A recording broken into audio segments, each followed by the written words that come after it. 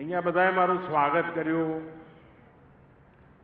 જાત જાતના સ્મૃતિ ચિહ્નો આપ્યા, ભેટ સોગાદો આપી. પણ આના કરતા પણ અણમોલ ભેટ સુરતે મને આપી છે. આનાથી પણ અનેક મૂલ્યવાન સુરતનો કચરો મને ભેટ આપ્યો છે. 1 લાખ લોકોએ 5 દિવસ સફાઈનું અભિયાન ચલાવ્યું.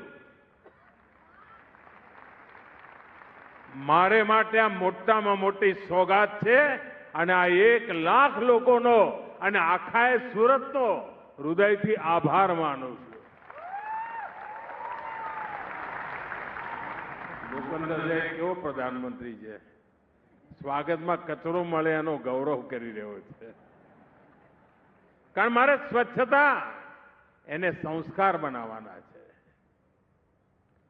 1 લાખ લોકોનું જોડાવું એટલે સુરતના 1 લાખ પરિવારોનું જોડાવું.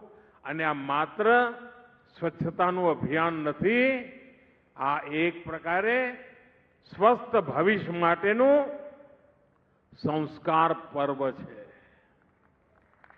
અને એના માટે સુરતના સૌ સાથીઓ ખૂબ ખૂબ અભિનંદનના અધિકારી છે.